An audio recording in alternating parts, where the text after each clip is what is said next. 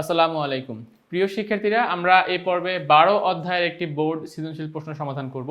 তো তাহলে চলো আগে আমরা উদ্দীপকটা বোঝার চেষ্টা করি এবং উদ্দীপক থেকে ধারাবাহিকভাবে ক খ গ ঘ এর প্রশ্নগুলোর অ্যান্সার করার চেষ্টা করি।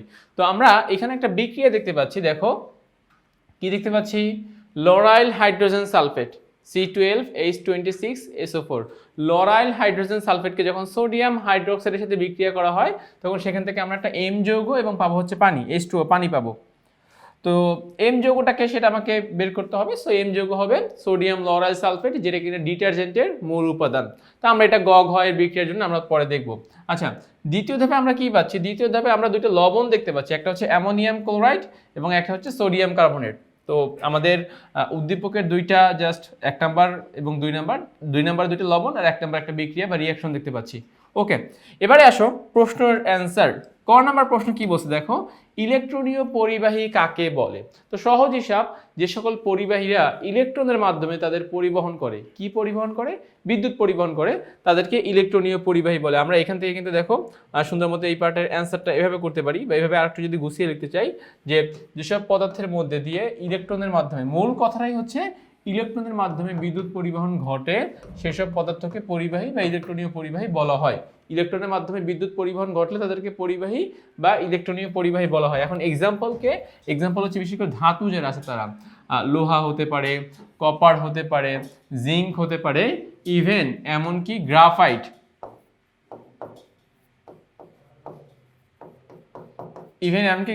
হতে পারে, যারা হচ্ছে কি যে ইসের মাধ্যমে মানে ইলেকট্রনের মাধ্যমে বিদ্যুৎ পরিবহন করতে পারে। সো কয়ের অ্যান্সারটা আমি আশা করছি তোমরা সবাই বুঝতে পেরেছো। আমরা যাচ্ছি আমাদের ক্ষয়ের প্রশ্নে। ক্ষয়ের প্রশ্নে কি বলেছে দেখো, প্রোপিন কি একটা অ্যালকিন, তাই না? প্রোপিনকে অলিফিন বলা হয় কেন? ব্যাখ্যা করো। অলিফিন মানে তেল উৎপাদনকারী। সো প্রোপিনকে কেন আমি তেল উৎপাদনকারীর সাথে কম্পেয়ার করতেছি, এইটা আসলে আমাকে এখানে ব্যাখ্যা করতে হবে। তো চলো আমরা আমাদের সেকেন্ড প্রশ্নে চলে যাই। সেকেন্ড প্রশ্নটা দেখো অ্যান্সারটা কি বলেছে। ওকে, সো শুরুতে আমি এটা একটু ফাইন খেয়াল করো। তো বলতেছে, যে সকল জৈব যৌগ হ্যালোজেনের সাথে বিক্রিয়া করে, ফ্লোরিন, ক্লোরিন, ব্রোমিন এদের সাথে বিক্রিয়া করে তৈলাক্ত পদার্থ উৎপন্ন করে তাদেরকে অলিফিন বলা হয়। সো আমরা প্রথম সংজ্ঞাটা বুঝতে পেরেছি যে যে সকল পদার্থ হ্যালোজেন গ্রুপের সাথে বিক্রিয়া করে তৈলাক্ত পদার্থ উৎপাদন করতে পারে তাদেরকে কি বলা হয়? তাদেরকে অলিফিন বলা হয়। তো এখন এই যে অলিফিন যে আমরা উৎপন্ন করব, অলিফিন উৎপন্ন করার ক্ষেত্রে হ্যালোজেন যে আমি সংযুক্ত করব, তো আমার তো সেই ফাঁকা স্পেসটা দরকার হবে। সেই ফাঁকা স্পেসটা আমাকে কে দিবে? ফাঁকা স্পেসটা আমাকে দিবে অ্যালকিন সমূহ। কেন বলো তো? কারণ অ্যালকিনের মধ্যে থাকে কি একটা ডাবল বন্ধন, আর আমরা জানি ডাবল বন্ধন যেখানে থাকবে সেখানে আমরা কোনো একটা বস্তুকে ডাবল বন্ধন ভেঙে, মানে ডাবল বন্ধনের একটা বন্ধন ভেঙে আমরা সেখানে নতুন বস্তু সংযুক্ত করতে পারবো, অর্থাৎ এখানে সংযোজন বিক্রিয়া করা সম্ভব। তো আমরা অ্যালকিনের যে নিম্নতর যে সদস্য আছে, ইথিন, প্রোপিন, এরা কি করতে পারে? এই হ্যালোজেন গ্রুপের যে সদস্য ফ্লোরিন, ক্লোরিন, ব্রোমিন এদের সাথে বিক্রিয়ায় অংশগ্রহণ করে তৈলাক্ত পদার্থ উৎপন্ন করতে পারে বিধায় এদেরকে কি বলা হয়? অলিফিন বলা হয়। নিচে এই কথাগুলোই বলা হয়েছে দেখো, প্রোপিনকে অলিফিন বলা হয় কারণ নিম্নতর সদস্য বিশিষ্ট একটা অ্যালকিন, যেটা বললাম যে শর্ত, এটি কিছু শর্ত আছে। ফার্স্ট অফ অল তাকে অ্যালকিন হতে হবে, কারণ অ্যালকিন হলে সেখানে আমরা ডাবল বন্ধন পাবো এবং সংযোজন বিক্রিয়া ঘটাতে পারবো। আর অ্যালকিনের নিম্নতর সদস্য হতে হবে, কারণ সবাই তো আর সবার সাথে বিক্রিয়া করবে না, ঠিক আছে? যা হ্যালোজেনের সাথে বিক্রিয়া করে তৈলাক্ত পদার্থ উৎপন্ন করে, এই জন্য প্রোপিনকে অলিফিন বলে। আশা করতেছি তোমরা এখান থেকে মূল অ্যান্সারটা বুঝতে পেরেছো যে এই অলিফিন মানেই হচ্ছে তেল উৎপাদনকারী। এখানে এই অ্যালকিনের সাথে, অ্যালকিনের নিম্নতর সদস্যদের সাথে যখন হ্যালোজেন গ্রুপের সদস্যরা বিক্রিয়া করে তখন সেখান থেকে তৈলাক্ত পদার্থ উৎপন্ন হয় বিধায় আমরা প্রোপিনকে অলিফিন বলতে পারি। আমাদের ক্ষয়ের অ্যান্সারটা কমপ্লিট হয়ে গেল। আচ্ছা, আমরা এবারে যাব আমাদের গয়ের প্রশ্নের অ্যান্সারে। গয়ের প্রশ্নের অ্যান্সারে কি বলছে দেখো, উদ্দীপকের এম যৌগটির ময়লা পরিষ্কারের কৌশল বর্ণনা করো। এখন ফার্স্টে আমাকে এম যৌগটা কে হবে এটা আগে আইডেন্টিফাই করতে হবে, যে এম যৌগটা আমি কে বা কোন যৌগ হতে পারে। দেন ওই যৌগের, এখন যেহেতু ময়লা পরিষ্কারের কথা বলছে, তার মানে তুমি বুঝতেই পারো সেখানে আইদার সাবান হবে, আর না হয় ডিটারজেন্ট হবে, আর না হয় ব্লিচিং পাউডার হবে, এরকম কিছু একটা হবে যেটা দিয়ে আমরা আমাদের দৈনন্দিন জীবনে কাপড় চোপড় থেকে ময়লা পরিষ্কার করতে পারি। তো ফার্স্টে আমরা আমাদের এম কে আইডেন্টিফাই করব, এম যৌগটাকে আমরা ফার্স্টে শনাক্ত করব, দেন এরপরে সেখান থেকে তার প্রসেসটা আমরা জানার চেষ্টা করব। আচ্ছা, তো চলো আমরা যাচ্ছি আমাদের গয়ের প্রশ্নে।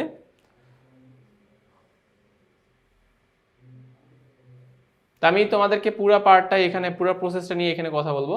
আচ্ছা ফাইন, ওকে। তো দেখো ফার্স্টে কি হলো, বিক্রিয়াটা একটু বোঝার চেষ্টা করব। ফার্স্টে আমরা লরাইল হাইড্রোজেন সালফেট এবং সোডিয়াম হাইড্রোক্সাইড আমাদেরকে প্রশ্ন দেওয়া ছিল। এখানে তোমরা অ্যারো দেখে বুঝতে পারতেছো যে অ্যারো মানে কি, যে কে কোথায় যাবে। তো সহজে যদি আমি বলি, এই যে অ্যারোটা আমরা দেখতে পাচ্ছি, এই অ্যারোটা বোঝাচ্ছে যে এখান থেকে মানে 26টা হাইড্রোজেন রয়েছে, সেখান থেকে একটা হাইড্রোজেন যাবে কোন জায়গায়, সোডিয়ামের জায়গায়, মানে সোডিয়াম আর থাকছে না, সোডিয়ামকে আমরা সরিয়ে ফেলবো কি দিয়ে, হাইড্রোজেন দিয়ে। তাহলে এই যে এখানে ওএইচ মূলক, খেয়াল করো ওএইচ মূলক যে হাইড্রোজেনটা যাচ্ছে তারা মিলে কি উৎপন্ন করতে পারবে, এই যে আমরা H2O পানি উৎপন্ন করতে পারবে।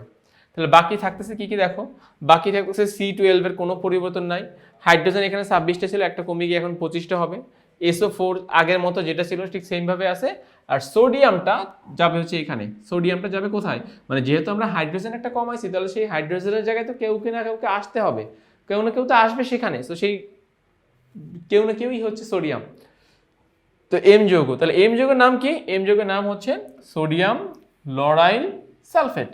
আচ্ছা, এই সোডিয়াম লরাইল সালফেটকে আমরা কি নামে চিনি, ডিটারজেন্ট নামে চিনি। তো আমি বলছিলাম যে যেহেতু পরিষ্করণ কৌশলের কথা বর্ণনা করেছে, তার মানে অবশ্যই আমাদের সাবান, ডিটারজেন্ট বা এই টাইপের কেউ একটা হবে। তো আমরা পেয়ে গিয়েছি সোডিয়াম লরাইল সালফেট, এটা ডিটারজেন্টের মূল উপাদান। ওকে, এবারে আসো আমরা একে স্টেপ বাই স্টেপ ভাগ করব। দেখো, প্রথমে আমরা সেই সোডিয়াম লরাইল সালফেটের সংকেতটা লিখলাম, লেখার পরে এটাকে আমরা দুইটা অংশে ভাগ করলাম। দেখো এই যে বরাবর একটা অংশ হয়ে গেল, C12H25 মানে লরাইল যে মূলকটা, সেই লরাইল মূলকটাকে বলা হয় কি কি জিনিস বলা যায় দেখো, এটাকে বলা যায় অপোলার, এটাকে বলা যায় হাইড্রোফোবিক। হাইড্রোফোবিক মানে যে পানিকে বিকর্ষণ করে, আর বাংলায় পানি বিকর্ষিত আমি লিখিয়ে দিয়েছি। আর SO4Na এটাকে বলতেছি পোলার, কেননা এই SO4Na এর Na হচ্ছে ধনাত্মক প্রান্ত আর SO4 হচ্ছে ঋণাত্মক প্রান্ত, অর্থাৎ পোলার আমরা তাকেই বলি যে এইখানে আমরা পজিটিভ নেগেটিভ সৃষ্টি করতে পারি, সেই অংশকে বলা হয় পোলার। ঠিক আছে, সো আমরা এটাকে পোলার যৌগ বলতে পারবো। পোলার যৌগের আরেকটা বৈশিষ্ট্য হচ্ছে সেটা হাইড্রোফিলিক, এবং এ কি করে, পানিকে আকর্ষণ করে, সো আমার এখান থেকে এটা গেল। আচ্ছা, এবারে আসো, তাহলে আমরা সম্পূর্ণ ডিটারজেন্টকে মোট দুইটা অংশে ভাগ করে ফেললাম, একটা হচ্ছে অপোলার অংশ, একটা হচ্ছে পোলার অংশ। অপোলার অংশ পানিকে বিকর্ষণ করে আর পোলার অংশ পানিকে আকর্ষণ করে। এবারে এর সাথে কি আসতেছে, এর সাথে আসতেছে পানি, কেননা তুমি জানো যে তোমার কাছে শুধু ডিটারজেন্ট থাকলেই হবে না, তোমাকে পানি দিয়ে তো সেটা পরিষ্কার করতে হবে। পানি ছাড়া কি আর ডিটারজেন্ট দিয়ে জামা কাপড় পরিষ্কার করা যাবে, পানি লাগবে। তো আমরা সেই পানি দিলাম। পানিরও কিন্তু দেখো, পানিও একটা পোলার যৌগ। ফার্স্ট অফ অল আমাকে এটা বুঝতে হবে যে পানি একটা কি যৌগ, পানি একটা পোলার যৌগ। কেন, কারণ পানির মধ্যে আমি দুইটা প্রান্ত দেখতে পাচ্ছি, অক্সিজেন প্রান্ত নেগেটিভ প্রান্ত, আর এই যে পানির হাইড্রোজেন প্রান্ত পজিটিভ প্রান্ত। সো যেহেতু এখানে পজিটিভ নেগেটিভ পাচ্ছি, তার মানে আমি বলতে পারবো পানি একটা কি পোলার প্রান্ত, বা মানে পানি একটা পোলার যৌগ। আচ্ছা, এবারে আসো নেক্সট কাজে। সো আমরা দুইটা পার্ট কিন্তু ক্লিয়ার করলাম। নেক্সট পার্টটা কি, নেক্সট পার্ট হচ্ছে ময়লা, মানে তুমি যাকে পরিষ্কার করবা। ময়লা কি যৌগ, ময়লা একটা অপোলার যৌগ, অপোলার যৌগ। কারণ এইটা আসলে আমাদের গা থেকে যে চর্বি বা আরো যে তেলগুলো বের হয়, সেই তেলগুলোকে আমরা ময়লা হিসেবে কাউন্ট করি। অনেক সময় বাতাসেও সেটা থাকতে পারে। তো আমাদেরকে মনে রাখতে হবে ময়লা এটা কি যৌগ, একটা ময়লা এটা একটা অপোলার যৌগ, যে কিনা পানিকে বিকর্ষণ করে। তো আমাদের তাহলে তিনটা জিনিস থেকে আমরা দুইটা পোলার পেলাম, দুইটা অপোলার পেলাম। ডিটারজেন্টের মধ্যে থেকে পেয়েছি আমরা একটা অপোলার প্রান্ত, এবং ময়লা নিজেও একটা কি অপোলার। আবার ডিটারজেন্টের মধ্যেই পেয়েছি একটা পোলার প্রান্ত, এবং পানি নিজেও কি পোলার। তো আমরা স্বাভাবিকভাবে এটা বুঝি যে অপোলার কি করে বলতো, এই যে অপোলার সবসময় অপোলারকে আকর্ষণ করে। একটা আছে না, আমরা একটা কথা বলি না, জাত ভাই, যেরকম এক বাঙালি আর এক বাঙালিকে কি করবে, অবশ্যই পছন্দ করবে, সেটা বাংলাদেশে না, অবশ্যই বিদেশের মাটিতে। তো এখানে জাস্ট ব্যাপারটা সেম, যে অপোলার যারা তারা অপোলারদেরকে পছন্দ করবে, আর পোলার যারা তারা পোলারদেরকে পছন্দ করবে। তো আমরা এখন সেই জিনিসটাকে একটু মিল করার চেষ্টা করব, যে দেখি কিভাবে অপোলারদেরকে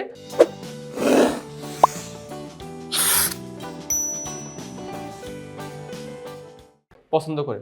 আমি এই চিত্রটাকে একটু ছোট করে নিচ্ছি যাতে আমি পুরো জিনিসটাকে তোমাদেরকে প্রেজেন্ট করতে পারি। আচ্ছা, ফাইন। সো এবারে আসো আমরা টু দ্য পয়েন্ট এখান থেকে বুঝবো। খেয়াল করো, এই যে ধরো একটা ময়লা, মানে জামা কাপড়ের ময়লা হতে পারে, যেহেতু ডিটারজেন্টের আমরা জামা কাপড়ে পরিষ্কার করি। তো ময়লাকে আমরা এর আগে পরিচয় করে দিয়েছি কি হিসাবে, একটা অপোলার যৌগ হিসাবে। তাহলে ময়লা যেহেতু একটা অপোলার যৌগ, তাহলে সে কাকে আকর্ষণ করবে, ডিটারজেন্টের অপোলার প্রান্তকে। তোমরা এই যে দেখো একটু ঢেউয়ের মতো করে দেখতে পাচ্ছ, চারদিক থেকে চারটা আমি দেখিয়েছি। এই ঢেউয়ের মধ্যে কে আছে, এই ঢেউয়ের মধ্যে আছে C12H25, অর্থাৎ ডিটারজেন্টের লরাইল মূলকটা। ডিটারজেন্টের লরাইল মূলকটা এখানে দেওয়া হয়েছে এই জন্য যে লরাইল মূলক নিজেও অপোলার এবং ময়লাও অপোলার। সো এদের মধ্যে একটা বন্ধুত্ব তৈরি হচ্ছে। সো দেখো এই যে ফ্রেন্ডশিপ তৈরি হয়েছে, ফ্রেন্ডশিপ তৈরি হয়েছে, ফ্রেন্ডশিপ তৈরি হয়েছে, ফ্রেন্ডশিপ তৈরি হয়েছে। তার মানে আমরা বলতে পারি যে অপোলারকে আকর্ষণ করতেছে। আচ্ছা, গেল একটা পার্ট। সেকেন্ড পার্টে কে থাকবে?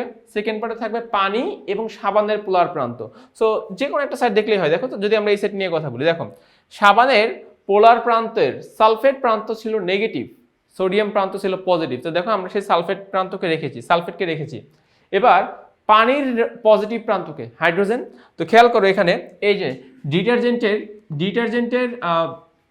ডিটারজেন্টের এখানে সালফেটমূলক, আর এই যে হাইড্রোজেনগুলো রয়েছে, এই হাইড্রোজেনগুলো পজিটিভ। তাহলে এখানে কিন্তু এই সালফেট ঋণাত্মক আর হাইড্রোজেন ধনাত্মকের মধ্যে একটা আকর্ষণ বল কাজ করবে।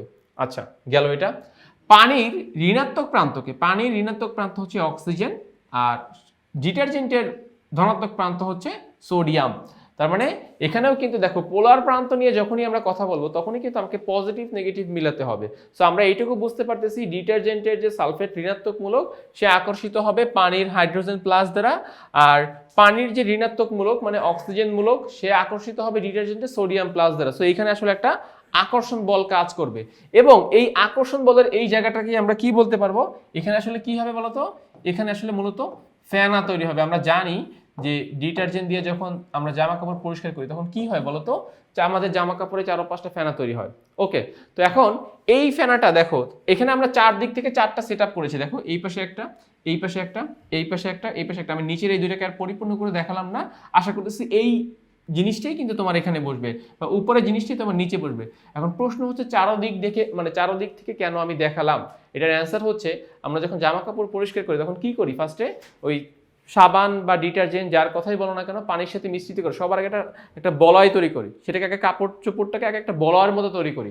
তো আমি চারদিক থেকে উদ্দেশ্য হচ্ছে এইটা যে ময়লার চারদিক থেকে তোমাকে একটা ফেনার একটা স্তর তৈরি করতে হবে। সো এখানেও ফেনা তৈরি হবে, এখানেও ফেনা তৈরি হবে, এখানেও ফেনা তৈরি হবে, এখানেও ফেনা তৈরি হবে।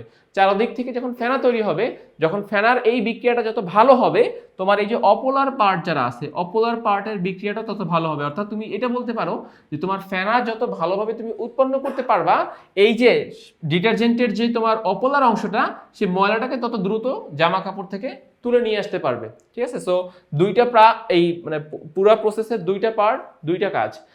অপোলার পার্টের কাজ হচ্ছে ময়লাটাকে তুলে নিয়ে আসা, আর পোলার পার্টের কাজ হচ্ছে ফেনা তৈরি করা। তো আমরা এইভাবেই ফেনা তৈরি করব। দেন হচ্ছে ঠিক আছে, যখন আমরা এটা দিয়ে কি করি, আমরা যখন ফেনা তৈরি হয় তখন সেটাকে হাত দিয়ে মোচড়াই বা কোনো একটা ঘষা দেই, যাতে করে ওই ময়লাটা আরো দ্রুত সেখান থেকে উঠে আসতে পারে। অর্থাৎ এই বিক্রিয়াটা যেন তখন আরো ভালো হয়, এই জন্য আমরাও একটু হেল্প করি। ঠিক আছে? সো মূল ব্যাপারটা এরকম যে এখানে ডিটারজেন্ট কিন্তু কি করতেছে, ডিটারজেন্ট এখানে জামা কাপড় থেকে তোমার ময়লাটাকে তুলে নিয়ে আসতেছে। সো এইভাবে আমরা যদি প্রসেসগুলোকে ব্যাখ্যা করে দেই পোলার অপোলারের মাধ্যমে, তাহলে আশা করতেছি আমাদের গয়ের যেই মূল প্রসেস, এই মূল প্রসেসটা আমাদের কমপ্লিট হয়ে যাবে। সো আশা করতেছি তোমরা এই পার্টটুকু প্রপারলি বুঝতে পেরেছো। এক্সামে যদি আসে মাস্ট বি চিত্রটা আঁকতে হবে, এবং উপরে যে পয়েন্টগুলো আমি তোমাদেরকে দেখিয়েছি সেই পয়েন্টগুলোকে ভাগ করতে হবে, এবং এরপরে হচ্ছে একটা ব্যাখ্যা লিখতে হবে ছোট করে। এখন এই ব্যাখ্যাটা কিন্তু দেখো, এই ব্যাখ্যাটা খুব কঠিন কিছু না। আমি এতক্ষণ যেই কথাগুলো বললাম সেই কথাগুলোই হচ্ছে ব্যাখ্যা। কেমিস্ট্রির ব্যাখ্যাটা কিছুটা আমাদের ম্যাথের সম্পাদ্যের মতো। তুমি যা যা ভিজুয়ালাইজেশন করতেছো, যা যা দেখতেছো, যা যা ঘটতেছে সেটাই লিখবা। এখানে নতুন করে আর কোনো কিছু লেখার দরকার নেই। সো এইটুকু ব্যাখ্যা লিখে দিতে পারলে আমরা আমাদের গয়ের অ্যান্সারটা ফুলফিল করতে পারবো। আমি যাচ্ছি এবার আমাদের ঘয়ের প্রশ্নে। দেখো ঘয়ের প্রশ্নে কি বলেছে? আমাদের ঘয়ের প্রশ্নে বলেছে যে লবণদ্বয়ের জলীয় দ্রবণের প্রকৃতি কি একই হবে কিনা। আমরা 2 নম্বরে দুটো লবণ দেখতে পাচ্ছি, একটা হচ্ছে অ্যামোনিয়াম ক্লোরাইড লবণ আর একটা হচ্ছে সোডিয়াম কার্বনেট লবণ। সো এই দুইটা লবণ কি আসলে একই হবে কিনা। অবশ্যই জলীয় দ্রবণ মেনশন করেছে, তার মানে এখানে আমাকে পানি মিশাতে হবে। পানি মিশালে এদের প্রকৃতি কি হবে এটা এখন আমরা জানার চেষ্টা করব। ফার্স্টে আসো, ওকে। তো অ্যামোনিয়াম ক্লোরাইড নিলাম। দেখো ফার্স্টে অ্যামোনিয়াম ক্লোরাইডের সাথে পানি মিশাবো। তো আমরা জানি যে অ্যামোনিয়াম একটা যৌগমূলক, তাহলে অ্যামোনিয়াম হবে পজিটিভ আর ক্লোরাইড মূলক হচ্ছে নেগেটিভ, আর পানিকে ভাগ করলে H প্লাস আর OH মাইনাস। এবারে এই হাইড্রোজেন প্লাস যাবে ক্লোরিনের সাথে, উৎপন্ন হবে কি HCl, আর এই অ্যামোনিয়াম মূলক যাবে হাইড্রোক্সিল মূলকের সাথে, উৎপন্ন হবে কি অ্যামোনিয়াম হাইড্রোক্সাইড। তো আমরা পানির সাথে অ্যামোনিয়াম ক্লোরাইডকে মিশালে আমরা পাচ্ছি একটা অ্যাসিড এবং একটা ক্ষার। এবং সব থেকে গুরুত্বপূর্ণ অ্যাসিড যেটা পাচ্ছি সেই অ্যাসিডটা হচ্ছে একটা তীব্র অ্যাসিড। তীব্র অ্যাসিড মানে কি? বেশি শক্তিশালী, তোমাকে সে বেশি হাইড্রোজেন আয়ন দান করতে পারবে। আর অ্যামোনিয়াম হাইড্রোক্সাইড পাচ্ছি একটা ক্ষার, এটা হচ্ছে দুর্বল ক্ষার। দুর্বল ক্ষার মানে কি? সে আমাকে বেশি হাইড্রোক্সিল আয়ন দিতে পারবে না। তাহলে প্রথম যেই আইডেন্টিফিকেশন আমরা এখান থেকে করলাম যে এই অ্যামোনিয়াম ক্লোরাইডের সাথে পানি মিশানোর ফলে আমরা পাচ্ছি একটা দুর্বল ক্ষার আর একটা পাচ্ছি কি সবল অ্যাসিড বা তীব্র অ্যাসিড। ওকে, সো প্রথম ডান। তো তোমরা মনে রাখবা, দেখো খেয়াল করো, যদি এরকমটা হয় যে অ্যাসিড শক্তিশালী ক্ষার দুর্বল, তাহলে সেখান থেকে যে লবণটা তৈরি হয় সেই লবণটা হয় অ্যাসিডের মতো। কেন? কারণ এখানে অ্যাসিডটা শক্তিশালী অ্যাসিড নিয়ে আমরা এই লবণটা তৈরি করেছি। ঠিক আছে, সো ফার্স্ট আমাদের এখান থেকে আমরা বলতে পারবো যে অ্যামোনিয়াম ক্লোরাইড এই যে লবণ, এই লবণের জলীয় দ্রবণের প্রকৃতি কিরকম হবে? অম্লীয়। কেন অম্লীয় হবে?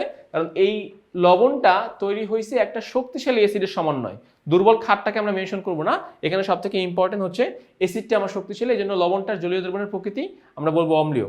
এইটা গেল একটা প্রমাণ, এখানে আমরা দুইটা করে প্রমাণ দিচ্ছি, এটা হচ্ছে প্রমাণ নাম্বার 1। এবার আসো প্রমাণ নাম্বার 2। আমি যেহেতু এটাকে একটা অম্লীয় লবণ বলেছি, তার মানে কি তার তো ক্ষারের সাথে বিক্রিয়া করার সামর্থ্য আছে, যার মধ্যেই অম্ল ধর্ম আছে সেই কি করতে পারবে? ক্ষারের সাথে বিক্রিয়া, ক্ষার বা ক্ষারকের সাথে বিক্রিয়া অংশগ্রহণ করতে পারবে। দেখো তো, তাহলে অ্যামোনিয়াম ক্লোরাইডকে আমরা সোডিয়াম হাইড্রোক্সাইড ক্ষারের সাথে বিক্রিয়া করলাম। এখন বিক্রিয়াটা কিরকম হবে? ফার্স্টে তুমি অ্যামোনিয়াম ক্লোরাইডকে দুই ভাগে ভাগ করো, so ammonium positive, chlorine negative, sodium positive, hydroxyl negative. আবার এই অ্যামোনিয়ামকে দুই ভাগে ভাগ করা যায়, অ্যামোনিয়ামকে ভাগ করা যায় অ্যামোনিয়া NH3 এবং হাইড্রোজেন আয়ন, এভাবে ভাগ করতে পারি। দেন আমরা কি করতে পারি? সোডিয়াম পজিটিভ যাবে ক্লোরিনের সাথে, উৎপন্ন করবে কি? সোডিয়াম ক্লোরাইড, লবণ উৎপন্ন করতেছে। আচ্ছা, এই হাইড্রোজেন আর এই হাইড্রোক্সিল মূলক মিলে কি উৎপন্ন করতেছে? পানি উৎপন্ন করতেছে, আর এই অ্যামোনিয়া গ্যাস তো আমরা পেয়েই যাচ্ছি। তো আমাদের একটা শর্ত ছিল কিন্তু এরকম যে প্রশমন বিক্রিয়া অ্যাসিড এবং ক্ষার বিক্রিয়া করে লবণ পানি তৈরি করবে। তো দেখো এখানে অ্যামোনিয়াম ক্লোরাইডের মধ্যে অম্লীয় বৈশিষ্ট্য থাকার কারণে সে কিন্তু সোডিয়াম হাইড্রোক্সাইড একটা ক্ষারের সাথে বিক্রিয়া করে এই যে আমাদেরকে লবণ তৈরি করে দিচ্ছে, পানি তৈরি করে দিচ্ছে। সো আমাদের যে প্রশমন বিক্রিয়ার যে শর্ত, সেই শর্তটা সে ফিল আপ করছে যে সে একটি ক্ষারের সাথে বিক্রিয়া করে লবণ পানি তৈরি করতে পারতেছে। সো এখান থেকেও প্রমাণ করা যায় যে অ্যামোনিয়াম ক্লোরাইড এর জলীয় দ্রবণের প্রকৃতি অম্লীয় হবে। গেল একটা আমাদের। এবার আসো আমাদের অ্যানাদার যেই পার্ট, সেই পার্ট। আচ্ছা, সো আমরা এখন এই পার্ট নিয়ে কথা বলবো। এখানে আমরা পাচ্ছি সোডিয়াম কার্বনেট, তাহলে পানি মিশাও সোডিয়াম কার্বনেটের সাথে। তো সোডিয়াম কার্বনেটে তো আমরা জানি যে সোডিয়াম হচ্ছে পজিটিভ অংশ, কার্বনেট মূলক হচ্ছে নেগেটিভ অংশ। সো এই যে হাইড্রোজেন যাবে কার্বনেটের কাছে আর OH যাবে সোডিয়ামের কাছে। সো OH আর সোডিয়াম মিলে উৎপন্ন করবে সোডিয়াম হাইড্রোক্সাইড, আর হাইড্রোজেন এবং কার্বনেট আয়ন মিলে উৎপন্ন করবে কার্বনিক অ্যাসিড। এখানেও দেখো ব্যাপারটা সেম, যে কার্বনিক অ্যাসিড একটা দুর্বল অ্যাসিড, সে জলীয় দ্রবণে বেশি আয়নিত হয় না এবং বেশি হাইড্রোজেন আয়নও দান করতে পারে না। অন্যদিকে সোডিয়াম হাইড্রোক্সাইড একটা সবল ক্ষার, তাহলে সেই জলীয় দ্রবণে আমাদেরকে অনেক বেশি হাইড্রোক্সিল আয়ন দান করতে পারবে। তো আমরা একটু আগে যে সংজ্ঞাটা দিয়েছি সেই সংজ্ঞা অনুযায়ী যদি বলি যে একটা দুর্বল অ্যাসিড এবং একটা সবল ক্ষারের সমন্বয়ে যে লবণটা তৈরি হবে সেই লবণটা হবে ক্ষারের মতো, কেননা ক্ষারটা কি সবল। তাহলে বলা যায় যে সোডিয়াম কার্বনেট এটা একটা লবণ, এই লবণটার প্রকৃতি কিরকম হবে? ক্ষারীয় হবে। কেন? কারণ সে একটা সবল ক্ষারের সমন্বয়ে তৈরি হয়েছে, অ্যাসিডটা তখন দুর্বল ছিল। তো এটা একটা প্রমাণ। আর 2 নম্বর প্রমাণ হচ্ছে, যেহেতু আমরা এটাকে বলছি জলীয় দ্রবণের প্রকৃতি ক্ষারীয় হবে, তাহলে যেহেতু তার মধ্যে ক্ষারীয় বৈশিষ্ট্য আছে, তার অবশ্যই তাহলে তাকে কি করতে হবে? অম্লের সাথে বিক্রিয়া করতে পারতে হবে। সো অম্ল মানে কি? Hydrochloric acid. এবার আসো আমরা সোডিয়াম কার্বনেটের সাথে হাইড্রোক্লোরিক অ্যাসিডের বিক্রিয়া করব। বিক্রিয়া করে ফার্স্টে আমরা সোডিয়াম এবং কার্বনেট দুইটা মূলককে সেপারেট করলাম এবং হাইড্রোক্লোরিক অ্যাসিডের হাইড্রোজেন এবং ক্লোরিনকে আমরা আলাদা করলাম। এবারে এই কার্বনেট মূলকটাকে দুইটা অংশে ভাগ করো, একটা হচ্ছে কার্বন ডাইঅক্সাইড আর একটা হচ্ছে অক্সিজেন আয়ন। ঠিক আছে, দেন আমরা জানি যে সোডিয়াম আর ক্লোরিন মিলে উৎপন্ন করবে সোডিয়াম ক্লোরাইড, দেন এই হাইড্রোজেন আর এই অক্সিজেন মিলে উৎপন্ন করবে পানি, আর কার্বন ডাইঅক্সাইড তো কার্বন ডাইঅক্সাইড। তাহলে এখান থেকেও দেখতে পাচ্ছি যে সোডিয়াম কার্বনেট এবং হাইড্রোক্লোরিক অ্যাসিড বিক্রিয়া করার ফলে লবণ পানি মাস্ট বি তৈরি হচ্ছে। তো লবণ পানি তখনই তৈরি হবে যখন প্রশমন বিক্রিয়া হবে, আর প্রশমন বিক্রিয়ার জন্য আমরা HCl নিচ্ছি, এটা মাস্ট বি জানি যে এটা একটা অম্লীয় বস্তু বা একটা অ্যাসিড। তার মানে কি এর মধ্যে অবশ্যই কি আছে? ক্ষারীয় বৈশিষ্ট্য আছে, কারণ ক্ষারীয় বৈশিষ্ট্য না থাকলে সে অ্যাসিডের সাথে বিক্রিয়া করে লবণ পানি উৎপন্ন করতে পারতো না। তাহলে এখান থেকে প্রমাণ করা যায় যে উদ্দীপকে যে আমরা দুটো লবণ পেয়েছিলাম, একটা ছিল অ্যামোনিয়াম ক্লোরাইড, এর মধ্যে আছে কি বৈশিষ্ট্য? এর মধ্যে আছে অম্লীয় বৈশিষ্ট্য। আর এখন পাচ্ছি আমরা সোডিয়াম কার্বনেট, এর মধ্যে আছে ক্ষারীয় বৈশিষ্ট্য। সো এই কথাগুলো যদি আমরা প্রপারলি আমাদের ব্যাখ্যার সাথে অ্যাড করতে পারি, তাহলে আমাদের এখান থেকে আমাদের এই প্রশ্নের অ্যান্সারটাও ফুলফিল হয়ে যাবে। ওকে, তো তাইলে ক খ গ ঘ এর সমন্বয়ে 4টা প্রশ্নের অ্যান্সার আমরা ফুললি কমপ্লিট করে ফেললাম। আমি আশা করছি তোমরা এই অ্যান্সারগুলো বুঝতে পেরেছো। এখানে বিক্রিয়া এবং ডায়াগ্রামটাই সবথেকে বেশি গুরুত্বপূর্ণ। এক্সামে এটা অবশ্যই এনশিওর করার চেষ্টা করবা, এবং এর সাথে সাথে সুন্দর মতো অল্প কথায় যদি ব্যাখ্যাটা লিখে দিতে পারো, আমাদের এই সৃজনশীলটার অ্যান্সার একদম ফুলফিল হয়ে যাবে। তো তাহলে আজ এ পর্যন্তই। নতুন কোনো সৃজনশীলের পর্বে বা নতুন কোনো পর্বে তোমাদের সাথে আবার দেখা হবে। ততক্ষণ পর্যন্ত সবাই ভালো থাকো, সুস্থ থাকো। আল্লাহ হাফেজ।